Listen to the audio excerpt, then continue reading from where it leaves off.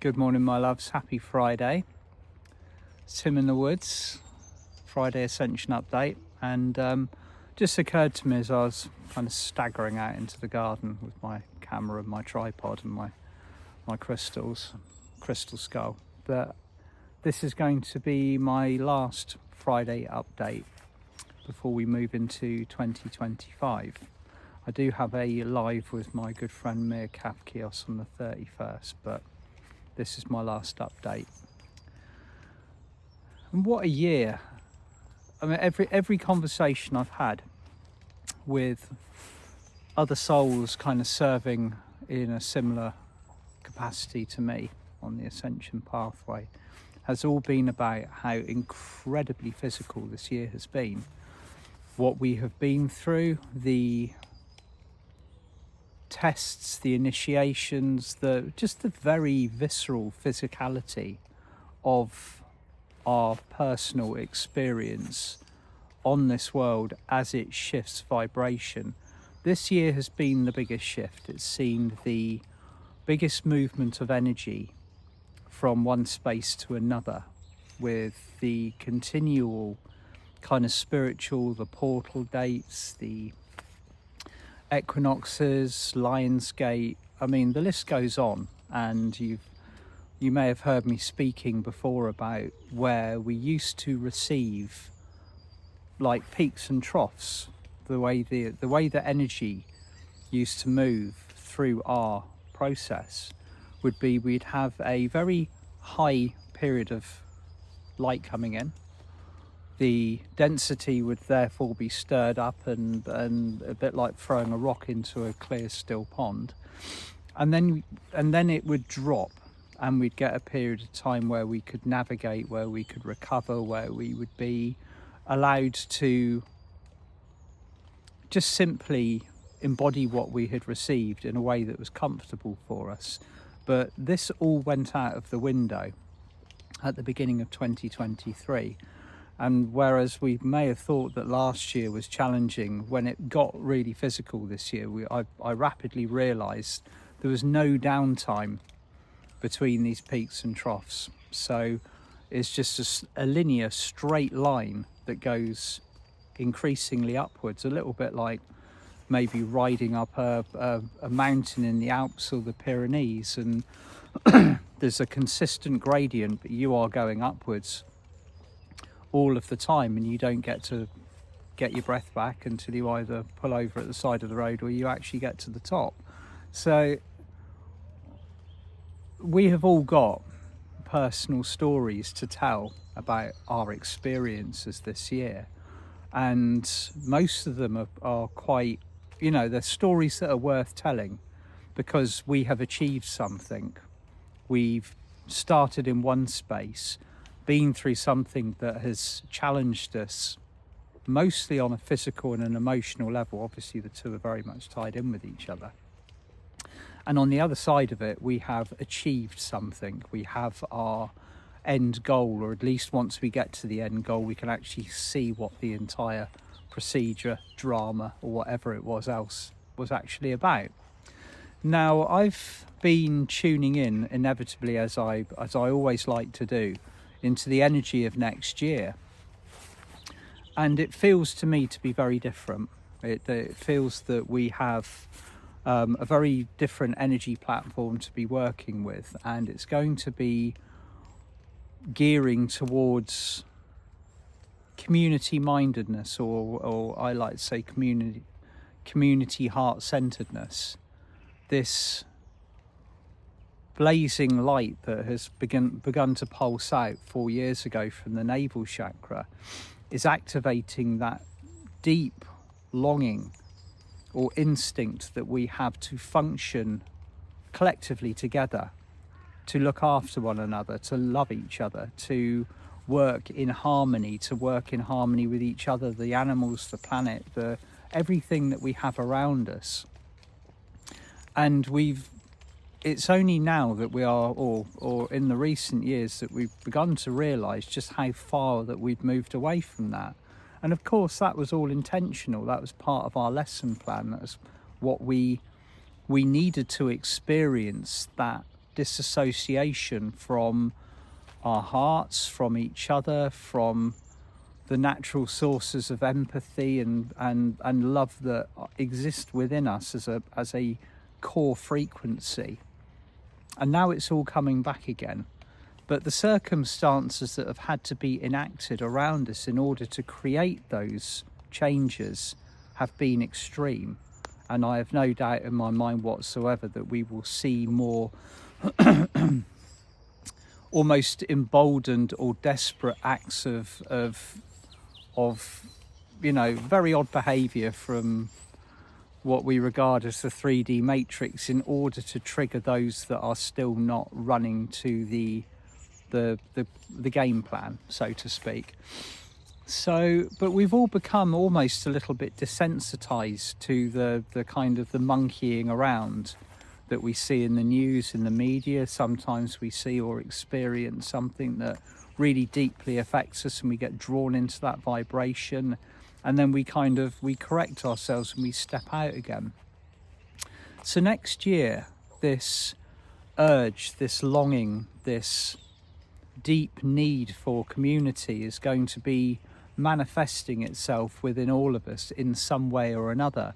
It might just be a local group that you want to join. It might be getting to know the people that live around you a little bit better. It might be the fact that you actually actively seek assistance or connection. So many people that I've spoken to over the last 10 years in my one-to-one sessions, in people that I've met in workshops, have stated that they feel utterly, completely alone on the ascension pathway. I mean, many of you might kind of like, oh my God, yeah, that's me at the moment. Where is my tribe? Where is my tribe? Why am I solely holding this beacon, this torch, while I'm surrounded by people that just do not share my values, my energies, the things that I hold dear within my life? And that's all about to change. It's not going to be an overnight change. It will be more of a subtlety that we see coming together, because we are being on a structural level, on a societal level, we are being squeezed to the point where this shift is inevitable. There will be no option but to start to come together. It's incredible, the working plans of the universe, the way that things occur. Once you've seen one cosmic stunt, you kind of get a little bit wise to the way that they can come in. I mean, just cast your mind back to 2020 when the entire world stopped and everybody was terrified, or at least some people were terrified, and were basically called to do things that human beings would never ever normally participate in. But you can't pull the same stunt twice, although they they try very hard to do so. And so you start to see not just the action, but the consequences of the actions and the end results of things like this when they occur. And it's so interesting how many people this carnival is just waking up wave after wave after wave of people. I think we've seen more growth this year than any other. And I have been studying this ascension pathway, the effects of the changing world and who and what we have around us since 2012, 2013. And this is the year that it has just exploded out. And there are so many people now asking questions. Like they want to know the higher, the deeper, the meaning of life as it is intended to be under natural and cosmic and universal law, not man-made laws, not the nonsense that you hear and see being spouted from the TV, or the pieces of paper that inevitably drop on your doormat in a brown envelope. Though that's all man-made construction. It belongs to a matrix, and you give your authority to participate in this, or you deny it. Loving non-compliance has been running through the veins of the vast majority of us now for 4 years, and we're going to definitely see the opportunity to be participating in that frequency next year. But the loving aspect of it is utterly critical of all the things that of all of the actions or the stances or the participations that we involve ourselves in. Everything has to have the frequency of love shining through the center of it. There is no gain in rage or anger, whether it's righteous or otherwise, or anything which basically adds to that available stockpile of lower frequency vibrations.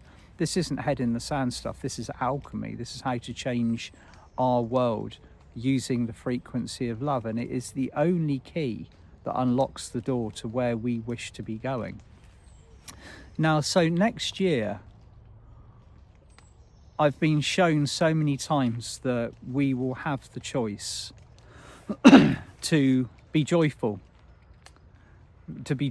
in our everyday life, in our world, participating in things that light us up.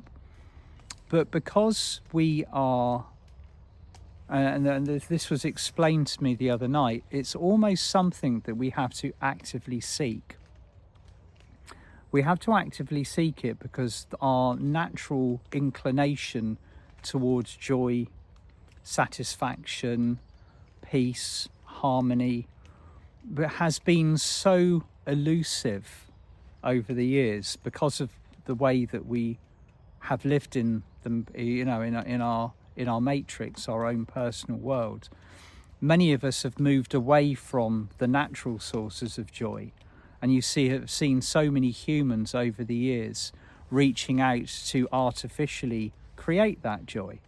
And we all know the pitfalls, the traps, the triggers, the roads that this can take us down as we seek outer contentment and validation through things that we shouldn't be. That's human nature. That's part of the journey. That's part of what we've been participating in. So we're moving back to finding those natural sources of joy, of harmony. And what's been shown to me very clearly is the field is full of it. All we have to do is make the conscious choice to be in that state. We still have this. We have the balance. We are still living in the frequency of polarity, where whatever we focus our attention on will become our frequency. Our field will join it. It will become part of our reality, and also the thoughts, the emotions, and all of the other stuff that comes with it will be instantly available to us. So therefore, we will experience it. So joy is now an abundant. It's an abundant frequency, not just a feeling within us. Joy is a frequency. It's something that we can all come together and share. We can seek it individually. We can experience it alone. But the more we cooperate, the more we participate with one another to seek the natural ways of bringing joy into our lives, all of a sudden we'll find it falling into place very quickly. So next year we will, we're very close to it now. I mean, if you take dates and times and everything else out the window, I feel very much like we are in that energy now. We make the conscious decision to participate in joy, to leave and calmly walk away from the things that do not serve us. Sometimes that requires us to be making decisions that alter the construction of our lives. Are we participating in acts that remove joy from our lives? Are we insisting on remaining or keeping contact with people that seek to remove joy from our lives? What are we doing? What are we participating in? What are we giving permission to? This is going to become very important, that we are in full honour of what we need, both individually and collectively, as we move through 2025. Different year, different vibration, different sets of parameters of energy. We are now actively building the construction of our new world together. So many things have changed energetically this year within us and the structure of the world around us, that we, although we have the choice, it is easier now to participate in what makes our heart sing than it is to participate in the world of density, of illusion, of sadness, sorrow, separation, all of the stuff that we've all experienced, unless we've been born after a certain time and date. So, my lovelies, it is truly down to us how we experience this coming year. And I just see so many of us coming together now, where we were lost, we were separated before. You know, how many light workers have I spoken to over the years who've been holding that torch, that candle, that light within their own personal spaces, knowing that it's the right thing to do, but not having any backup, not having any groups or communities around them. They are springing up absolutely everywhere. If you're listening to this and you are feeling, as I'm describing now, as if you do not have that backup, there is an abundance of availability. It might be that there is more of this availability in certain places or certain countries than others, but this is the beauty of social media, how we come together. And I do believe that the march towards community and unity and oneness, it's been triggered, or it's been sprung together with our ability to communicate with one another all around the world at the touch of the button, very much like I'm doing with you now. I'm communicating with you around the world by the power of social media, by YouTube, by Facebook. Some people find that it can be a bit of a minefield. You can be on Facebook and it can fill your day with negative vibrations, depending on what the algorithm is bending towards. And that's when you start to need to have in place your own. You need to regulate what it is that's coming into your field. I used to love the word or term doom scrolling. We've all done it before, haven't we? Like kind of going through social media, it's like, oh my God, isn't that terrible? I'm going to read it all. Oh my God, the comments are on fire, and you get involved in it. Before you know it, that energy's in your field and you've participated in it actively. So if you are feeling alone out there, even if it feels difficult for you to do so, reach out to people. There will always be groups that resonate with your frequency. The beauty of this particular time is there are so many groups and teachers beginning to step up within the right frequency. This might also be an ideal time to start testing your discernment. What's right for you? Are the words that are being spoken just words to draw people in, or do they contain the frequency and the vibration of authenticity, which is essential? There are, of course, people that are just talking the talk for the sake of it, and their actions aren't following that up. But this is the world as it sorts itself out, as everybody begins to allude to the heart-centered frequency. And this does involve us being very truthful with ourselves as well. Next year also, we are going to be required to be impeccable in our word, in the way that we word things, in the way that we speak, instead of just blurting out the first emotional charge kind of package of whatever we're feeling at that particular time. Make sure that it's coming from the heart, moving through the throat, and that we are speaking with clarity, with peace, with love, with truth. It's going to be very important. And when you speak these words, when you have moved through the gateways that hold these vibrations, everybody around you can feel that, whether they are in tune with that energy or not. It immediately has the calming but truthful vibration that runs through every single word. So I'm genuinely excited about what next year brings. We don't know the details of what's coming through yet, or how we're going to experience it. That's another thing that we've participated in, is the need to know.